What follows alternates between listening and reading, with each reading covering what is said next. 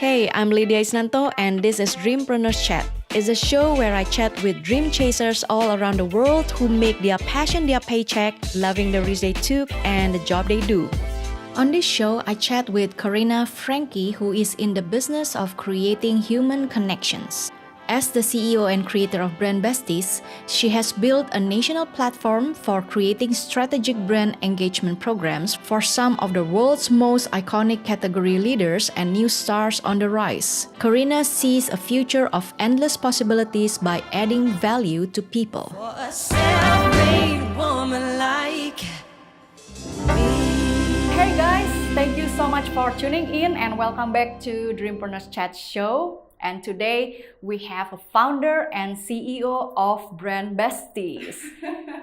Her name is Corina Frankie. Yes, hi guys, I'm Corina Frankie and I own an event staffing agency called Brand Besties. Yeah, and I love how we match our colors. It's so BFF, it's so branding, everything is We're a besties brand. already. Yeah, right? All right, so Corina, maybe you can tell a little bit more about who you are and your passions. What is your why behind the Brand Besties? Sure, okay, so I'll tell you a little bit about Brand Besties. Yeah. It is an event staffing agency. We hire brand ambassadors. Oftentimes you see brand ambassadors at large scale events where they're giving away free swag and asking you to try a new flavor of, the newest Snapple or whatever the case is. We hire promotional models for VIP experiences. We hire hostesses, street team activation. So oftentimes when you see a bunch of people running around in branded t-shirts giving away flyers, that's oftentimes us. At least that's the type of staff that we hire. We seldom hire bartenders, but we typically stay in the experiential space. And experiential marketing is essentially the way that a brand is interacting with their audience. So right now there's a lot of noise online. There's a lot of brands just like throwing information out at you.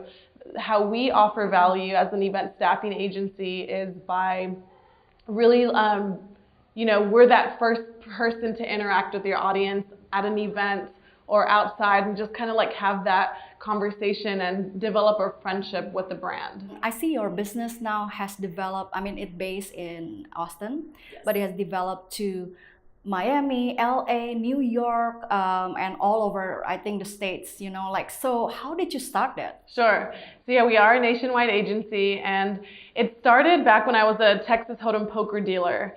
We hired a game girl, basically a hostess, to walk around the table and serve drinks and prepare foods and whatnot. And I just remember her. She was so beautiful. And she also had this amazing confidence about her. And I thought, man, I really want to get to know this woman. Like, who is she? And what I learned about her in the early days was that she was a brand ambassador for Pantene Pro V hair products back in the day. This was before they were in every shelf across the country. And I remember saying, wow, you get paid to talk to strangers for a living. That's what I'm hearing. And she's like, yeah, essentially, yes, I do get paid to talk to strangers. And it was in that moment that I became really interested in brand ambassador work. And then I learned about what her manager did and I was really interested in the management aspect. And eventually along the way, with the experience as a brand ambassador, a manager, I worked my way into ownership of an agency. Before that, were you a model as well, or? I did one, so I worked on a 15-week campaign with her doing the Pantene Pro V hair products. And what I learned from that experience is that I wanted to do what the manager was doing. So I took her resume and I literally flew out to Chicago and New York and I tried to meet with the agency owners or just staff in general and let them know that I wanted to be a manager in Austin or San Antonio. And I actually did not get any work from that, but about 6 months later, I got my first management gig with Lone Star Beer. When you're interested with this manager roles, I think this require you to connect with a lot of people, building a network. Is it your natural talent to, so easily to connect with people, connect with strangers, and partnership, all those? I appreciate you asking that because I was the girl with the 15 other brand ambassadors that was hiding behind all of the other ones early on. So that was really I explored myself at that time. I realized that I wasn't as outgoing as some of the other ambassadors. But after the 15-week was over, I was much more confident. I had better communication skills because of all of the practice. And so when you're asking me about my passion, part of that at this stage in my career is I am very passionate to give these opportunities to young women to develop their communication skills. And there's so much of that goes on in what we're doing, and it's really exciting to see that experience come to life with our brand ambassadors. And one more thing, you're also one of the founding members of Society of Women Entrepreneurs. So that is also part of your passion to empowering young women entrepreneurs. Absolutely. Yeah, I mean, it's amazing. When I started my company, I feel like I was surrounded by a bunch of men. There wasn't a lot of women in the field right now. And now that so many women are coming into the field, I feel like I'm being called to be a coach and a mentor. And so I'm 100% so excited to have just a group of these amazing women who are all trying to pave their own way. How long have you been studying this business actually? So my business has been around since for about 8 years now. 8 years. And for the first 6 years, I would say that it was kind of like a side hustle. Back in the day, there was nothing, we didn't have the word entrepreneur. My business cards say business owner on them. So I don't know, I think that I thought that this was like kind of like a side hustle that I worked 4 months out of the year. I made enough money to live off of and I could travel the rest of the time. And this was a great vehicle for me. I loved that life experience at the time. Since then, I've had a kid. I have a 3-year-old, and I realized that I couldn't really live and enjoy that lifestyle because now I love and live in the lifestyle with my son. So when I decided to change what the company was, I decided to scale and go nationwide. And so since then, it has been a really exciting experience to actually do the things that entrepreneurs do to actually grow and live. But one thing I want to be clear is that I was never in this to make millions and millions of dollars. You know, that was never my intention. My intention was to have a vehicle to create flexibility in my time so that I can do what I want when I wanted. And my business did that for me for a long time. And now I'm excited to give back to my business and scale it and grow and offer more opportunities for young women across the country. Right, and when you mentioned you build it nationwide, so how do you build a strong team? You know, like, do you meet them face to face? How did the hiring process, you know, for you? Like, how do you choose this is the right one for your team? Sure. Yeah, we definitely, that's a big key. We are face to face with all of our event staff. And I know it sounds tedious. A lot of times our competitors are first available and it's a lot of warm bodies, but we're really methodical. Brand Besties is very methodical about who we're placing because we want the person to match the brand culture and the personality of the brand. And so it takes some time to develop that relationship with a brand ambassador to find out if they're truly the right fit for the experience. And it's really not for the client, it's for them too. We want to put them in an experience where they're going to enjoy and where they're going to thrive. So if we're just placing them in any sort of experience and the client may not be in alignment with their personality, there's going to be friction and it's not going to be a pleasant experience for anyone. And even now we're developing a strong training experience for our ambassadors, and a big part of that is like really just sharing with them the opportunity that they have at their fingertips. I mean, you know, everyone is born into the world and we grow up with these life experiences that give us these communication skills, you know.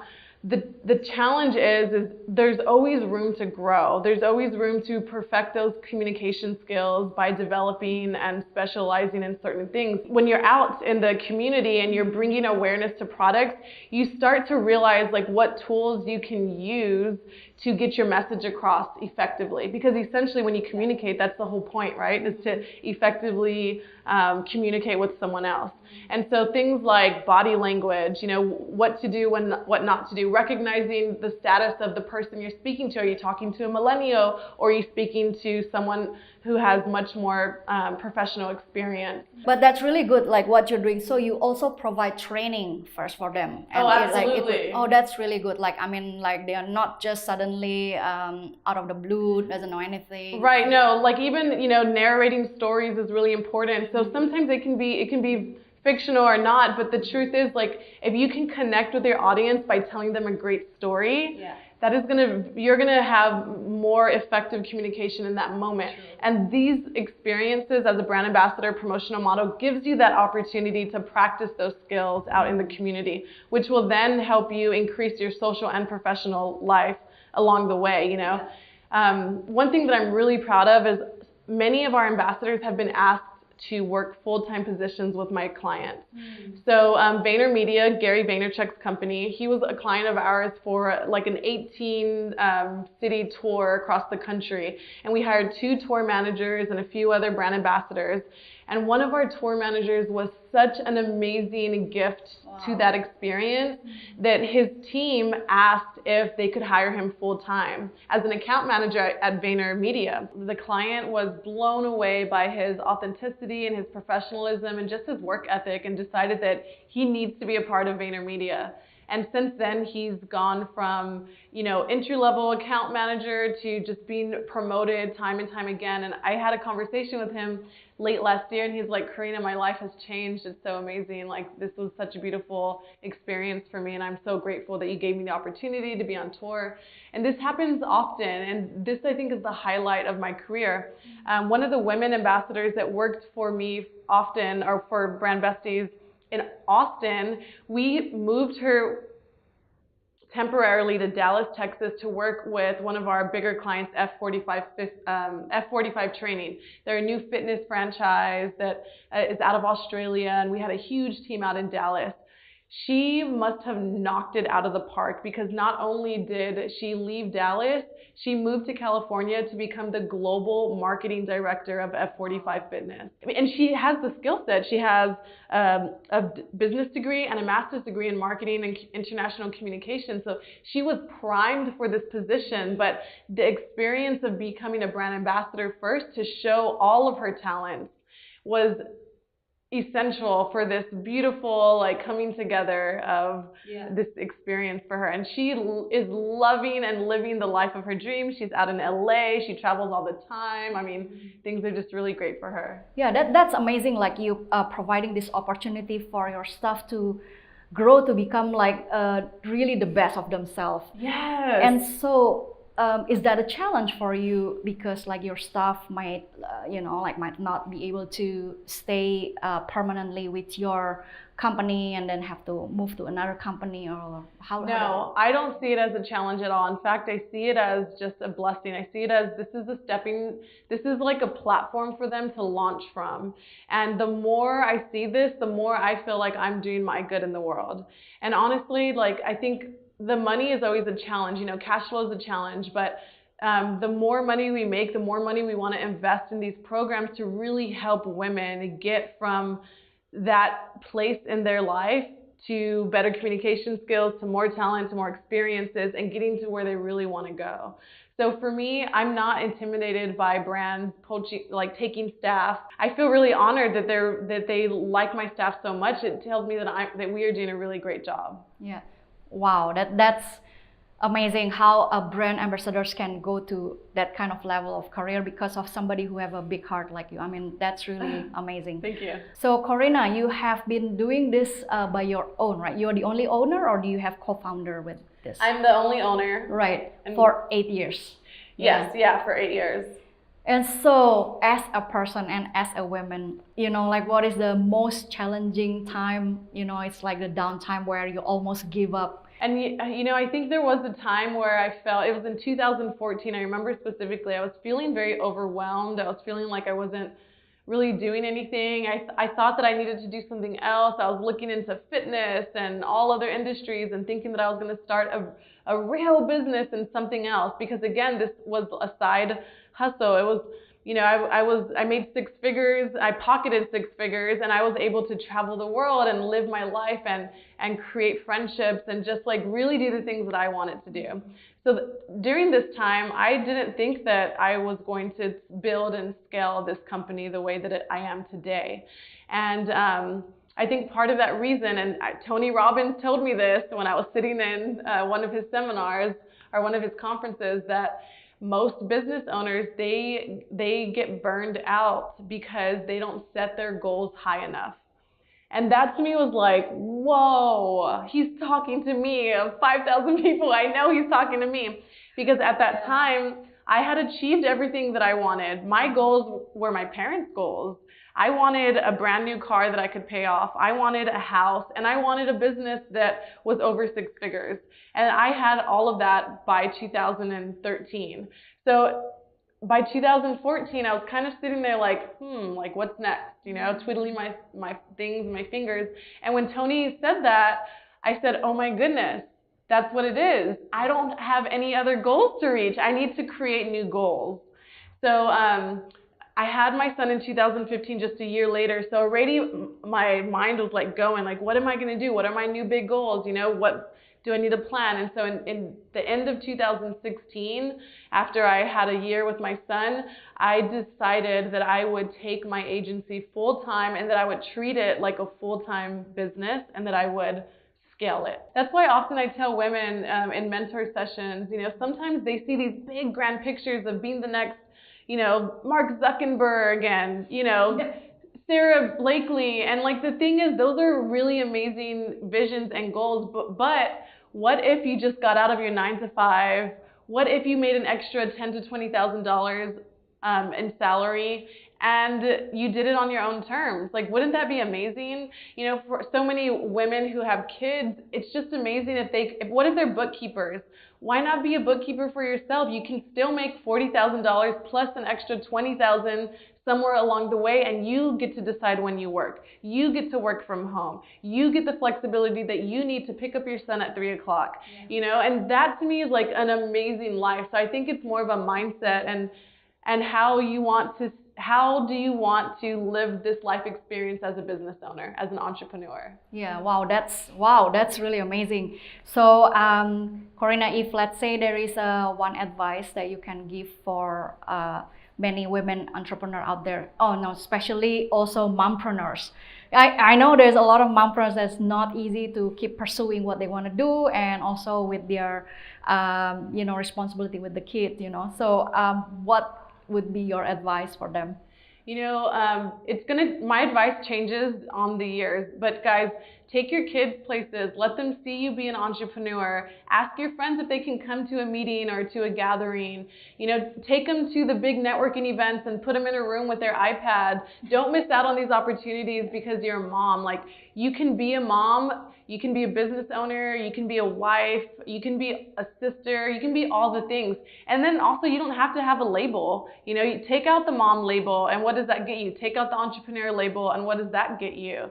You know, I feel like too often we're saying that we can't do things because we're a mom, and mom shouldn't do that, and mom should be at home with their kids or whatever the case is, but that's not the case. Find your tribe, find people that really want to help you, and then ask for help. You know, if you really want to go see the owner of Milk and Honey speak at a roundtable event of 20 entrepreneurs, go and take your kid if you don't have a babysitter or whatever the case is, you know. Take them, put them in the room next door and give them an iPad, and there's probably another mom with their kid there too. So don't let that intimidate you, you know, like, you decide what feels right for you. And if it feels right, but you're not sure if it feels right to anyone else, just ask. I think that's really give hope for a lot of mompreneurs out there. There's one more question I would like to ask. You mentioned that before that you were really somebody who is like hiding at the back, you know, like you're not somebody who is outspoken or something. So if there is any introvert entrepreneurs out there who really need this skill from you, what is the advice you can give? Like, yeah, you know, like, this is a lot of people, this is really a big stretch for them especially those who really artists, you know, like creatives who really love their arts, their crafts. But as a business owner, they really need to push themselves out to talk with people, to network. Sure. So, yeah. And, you know, and don't be intimidated. Like, introverts are very powerful business owners. If you can hone in and just really accept that you don't have to be super animated and outgoing and big and bubbly to like get your message across. I think the biggest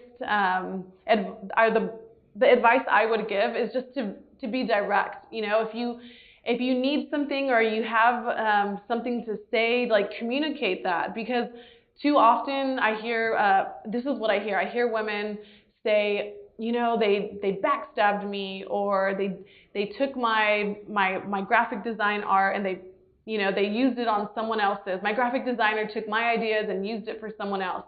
And for me, I think just communicate early on that these are the expectations of this experience of us working together. And I think if you can communicate all of your expectations early on, the two of you are in this like dating relationship, no one's mad at each other right now. This is simply a conversation and everyone's coming to terms and agreeing on what the outcome is going to look like. So if you can like vision what the outcome will look like and you can clearly explain that to others, that's really helpful.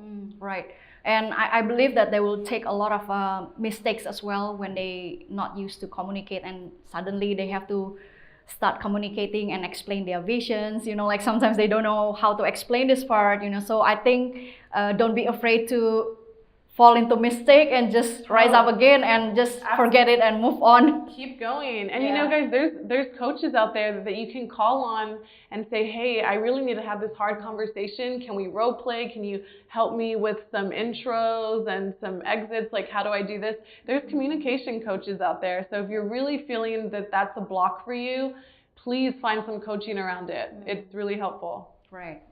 Thank you so much. That's really amazing. So for audience out there who wants to get to know more about Brand Besties, sure. How do they find you or about you? I mean, if you have your own personal website, and you're also a business consultant, right? I mean, yes. Yeah. I haven't done. I feel like the more that I get out into the open and I share my truth with others, whether that's public speaking or one-on-one mentorship, I do get asked often if I can do one-on-one coaching or have a workshop. And so I'm kind of feeling into that right now and exploring what that might look like for me and my schedule. But if you want to find me on Instagram, I talk a lot there. It's Corina Frankie. It's CORINA FRANKIE at Corina Frankie. And then you can also find us on Instagram at Brand Besties.